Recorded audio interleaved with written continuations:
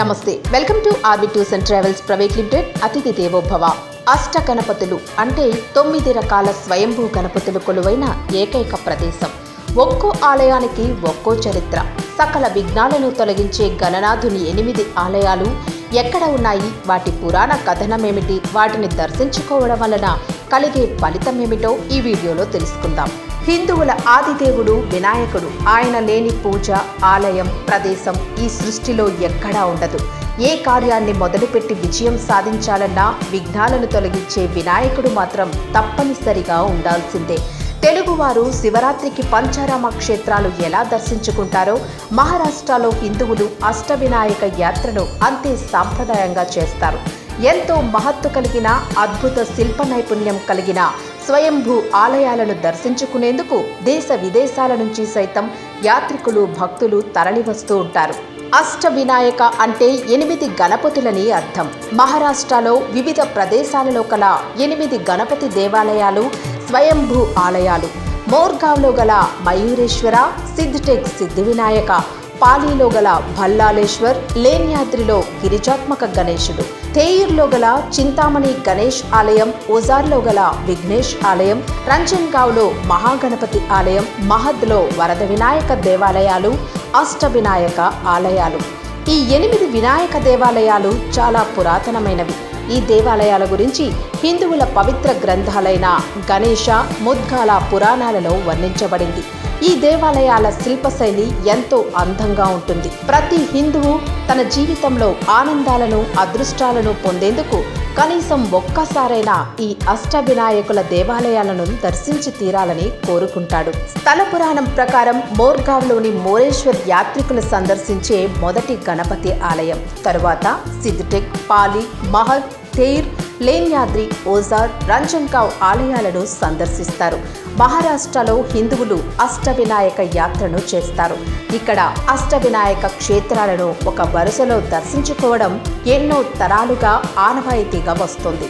మరి ఎంతో ప్రత్యేకత కలిగిన ఆదిదేవుడు క్షేత్రాలైన అష్టవినాయక ఆలయాలు ఎక్కడ ఉన్నాయి, వాటి విశిష్టత ఏమిటో చూద్దాం. ముందుగా మయూరేశ్వర లేదా మోరేశ్వర ఆలయం.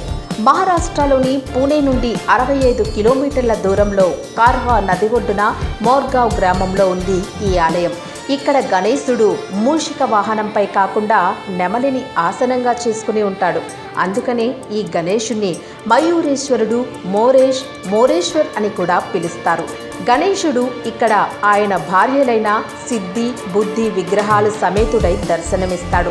ఈ క్షేత్రంలో వినాయక చవితితో పాటు విజయదశమి వేడుకలు కూడా అత్యంత వైభవంగా నిర్వహిస్తారు. రెండవది సిద్ధిటెక్ సిద్ధి వినాయక దేవాలయం. భారతదేశంలోని మహారాష్ట్రలో అహ్మద్నగర్ జిల్లా సిద్ధిటెక్లో భీమా నదికి ఉత్తర ఒడ్డున ఉన్న ఈ ఆలయం సిద్ధి వినాయక ఆలయం. ఈ గర్భగుడిని ఇండోర్కు చెందిన మహారాణి అహల్యాబాయ్ హోల్కర్ నిర్మించారు. వినాయకుడి వరం వలన కార్యసిద్ధి కావడంతో ఈ ప్రాంతం సిద్ధక్షేత్రమైంది. ఈ ఆలయం ఎత్తైన కొండపైన ఉంటుంది. స్వయంభూగా భావించే గణేశుడు విగ్రహానికి ఇరువైపులా సిద్ధి, బుద్ధి దేవతలు ఉంటారు. మిగతా క్షేత్రాలలో విగ్రహాలకు భిన్నంగా ఇక్కడ స్వామివారు తొండం కుడివైపుకు తిరిగి ఉంటుంది. ఇక మూడవ గణపతి ఆలయం భల్లాలేశ్వర దేవాలయం. మహారాష్ట్రలోని రాయ్గఢ్ జిల్లాలో రోహా నుండి 28 కిలోమీటర్ల దూరంలో, దాదాపు పూణేకి 100 కిలోమీటర్ల దూరంలో ఉన్న పాలి గ్రామంలో సరస్గఢ్ కోట, అంబా నది మధ్యన ఈ ఆలయం ఉంటుంది. ఈ ఆలయాన్ని మోరేశ్వర్ విఠల్ సిద్కర్ 1640లో నిర్మించారు. పాలి క్షేత్రంలో వెలిసిన స్వామి భల్లాలేశ్వరుడు అంటే బాలగణపతి అని అర్థం. బల్లాల్ అనే భక్తుని భక్తికి మెచ్చి బ్రాహ్మణ రూపంలో గణపతి ప్రత్యక్షమయ్యారని పురాణాలు చెబుతున్నాయి. ఆ బాలభక్తుడి పేరుతోనే పిలువబడే ఏకైక వినాయకుడు ఆలయం భల్లాలేశ్వరుడు. తూర్పు ముఖంగా వెలిసిన భల్లాలేశ్వరుని విగ్రహంపై దక్షిణాయన కాలంలో నేరుగా సూర్యకిరణాలు పడడం మరో విశేషం. నాలుగవ గణపతి ఆలయం వరద వినాయక దేవాలయం. మహారాష్ట్రలోని రాయ్గఢ్ జిల్లాలో పూణే నుండి దాదాపు 146 కిలోమీటర్ల దూరంలో మహద్ గ్రామంలో ఉన్న గణేశుడి క్షేత్రం వరద వినాయక ఆలయం. ఈ ఆలయాన్ని 1725లో పేష్వా జనరల్ రామ్జీ మహదేవ్ బివాల్కర్ నిర్మించారు. ఆలయానికి 4 వైపులా 4 ఎత్తైన ఏనుగు విగ్రహాలు ఆకట్టుకుంటాయి.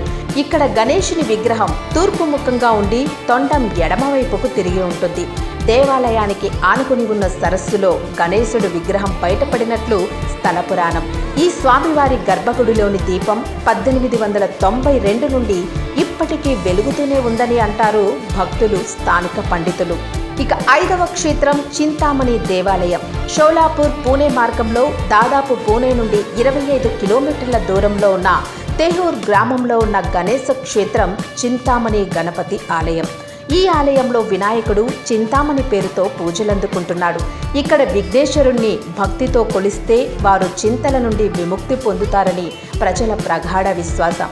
పురాణ కథనం ప్రకారం ఈ ప్రదేశంలో కపిల మహర్షి చింతామణి ఆభరణాన్ని తిరిగి పొంది ఆ ఆభరణాన్ని తిరిగి వినాయకుని మెడలో ఉంచాడని, అందుకే చింతామణి వినాయక్ అని పేరు వచ్చిందని అంటారు. ఈ సన్నివేశం కదంబ వృక్షం కింద జరిగింది కాబట్టి తేర్ను పాతకాలంలో కదంబనగర్ అని కూడా పిలిచేవారట.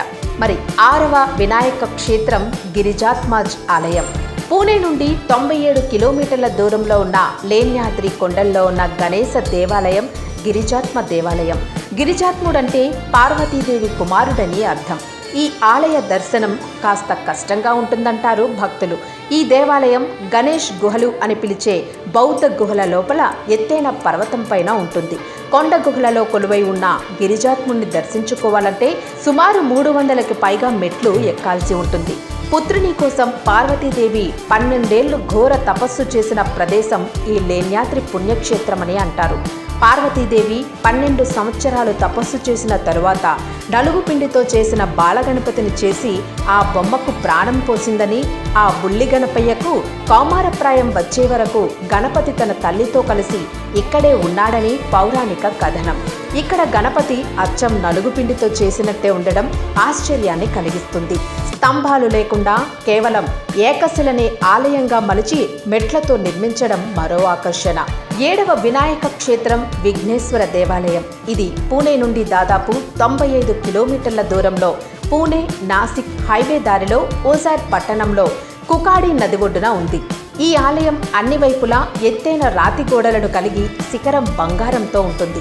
దీన్ని 9 మరియు 10వ శతాబ్దంలో పేష్వాల కాలంలో నిర్మించారని చెబుతారు. ఇక ఆఖరి క్షేత్రం 8వ క్షేత్రం మహాగణపతి దేవాలయం రంజన్గావ్. మహారాష్ట్ర పూణే జిల్లాలో గల రంజన్గావ్ గ్రామంలో ఉన్న ఆలయం మహాగణపతి దేవాలయం.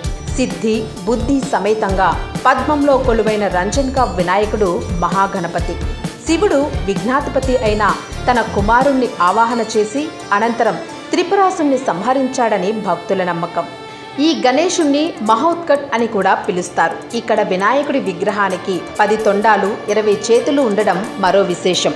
ఇంతటి విశిష్టత కలిగిన అష్టవినాయక యాత్రను మీరు కూడా చేయాలనుకుంటే తప్పక ఆర్వి టూర్స్ అండ్ ట్రావెల్స్కు కాల్ చేయండి. అష్టగణపతుల టూర్ను బుక్ చేసుకోండి. మరి అంతకంటే ముందు మీకు ఈ వీడియో నచ్చినట్లయితే వీడియోను లైక్ చేయండి, ఫ్రెండ్స్ అండ్ ఫ్యామిలీకి షేర్ చేయండి.